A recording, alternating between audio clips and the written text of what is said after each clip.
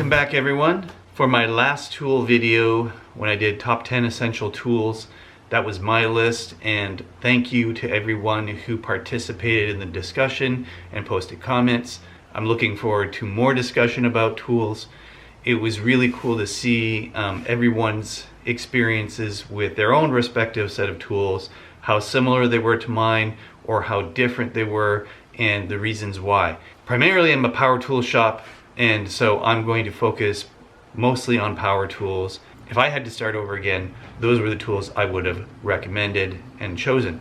In this video, I'm going to talk about 8 tools that will extend the capabilities of your wood shop. Number 1, the sliding compound miter saw. If it's not the sliding variety, just the typical miter saw, which is a little cheaper, but the sliding compound miter saw is, in my opinion, the better choice if you're going to have a miter saw at all.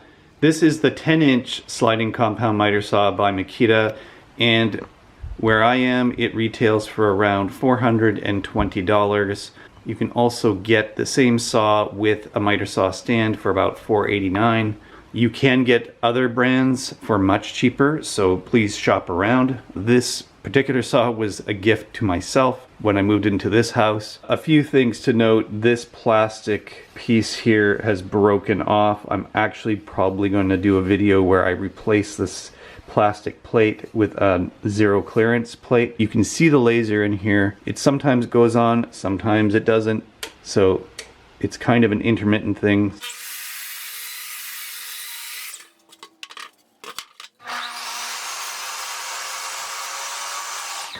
The next item on my list is a drill press. I bought this drill press for $180 on sale. This is a small workshop drill press. You can kind of get away with a cheaper version of this tool because in principle the whole thing is a pretty simple machine, just like the bandsaw. It hasn't failed on me yet. I've drilled wood, metal, and thick material with this, and I've never had a problem.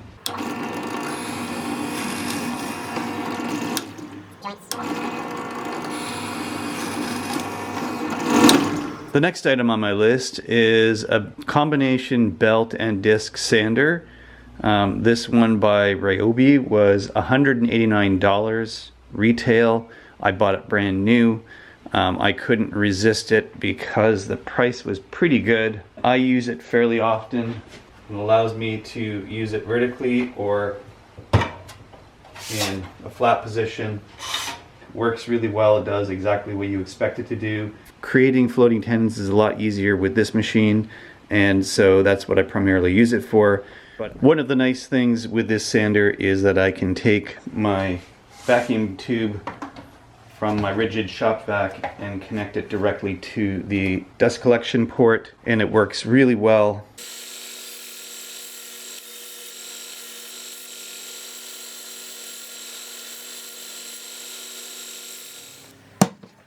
The next tool I want to talk about is the jigsaw.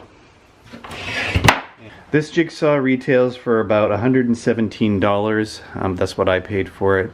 The jigsaw comes in handy for a lot of little jobs that you can't do on the bandsaw.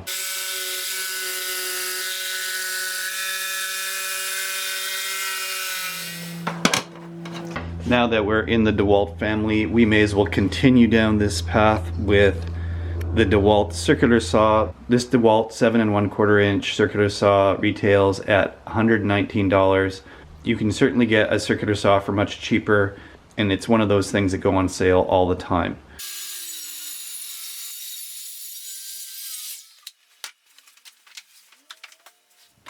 The next tool on my list is a plunge-based router. This is fairly recent purchase for me, this Makita model. Arguably, you could buy just one of these plunge routers and get everything you need. The plunge router is really great at facilitating mortise and tenon joinery. I think that I would definitely recommend having this at some point and adding it to your collection of routers. You can build some really nice jigs for this. It squares off nicely. It comes with a really great fence. This one I picked up on Amazon, strangely enough, for $269.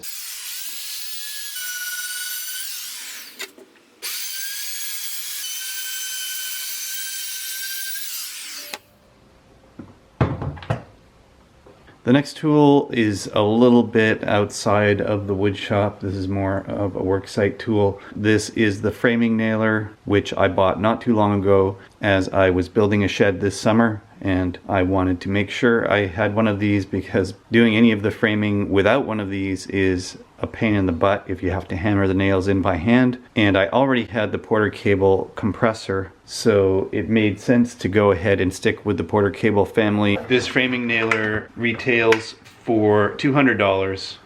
Professional framing nailers can get quite expensive. You can see why. They need to work and they need to be reliable.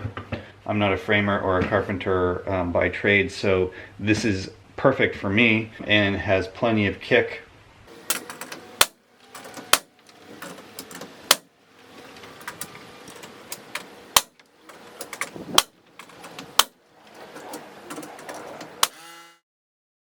Next on my list is my old blue Ryobi thickness planer. I've had this since about 2011. When I was making a butcher's block countertop out of maple, I originally bought this so that I could work with rough cut maple. It is important to buy one of these if you are planning on working with rough cut lumber, and you'll definitely save a bit of money in the long run doing that. At the top, we've got a handle for cranking it up or down. Thickness planers are not cheap. They usually tend to run on the low end around $400, and they'll go up over $600 for the better brands. So shop around. They are tough to find used. I don't think I've really seen many of them go up for sale used very often, and if they do, they usually need some kind of repair.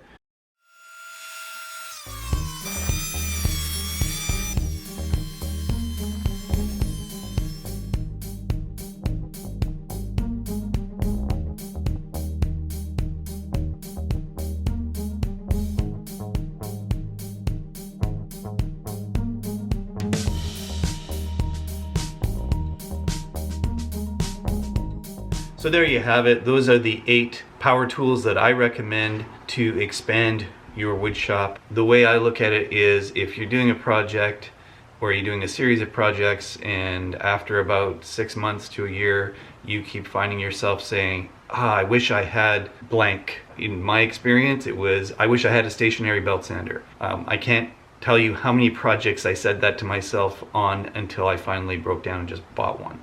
These tools will definitely add to your arsenal of power tools and help you expand your abilities inside and outside the workshop. Again, in keeping with my personal theme, which is having a smaller mobile workshop and being a little more agile. I'm just like everybody else. I usually make a tool purchase when I know that I'll be using it more than once, when I know that it's going to pay for itself over a reasonable period of time. If you have any ideas or comments to add to this list of expanded tools, again, keep in mind we're just talking about power tools here. We're not talking about safety equipment. We're not talking about hand tools.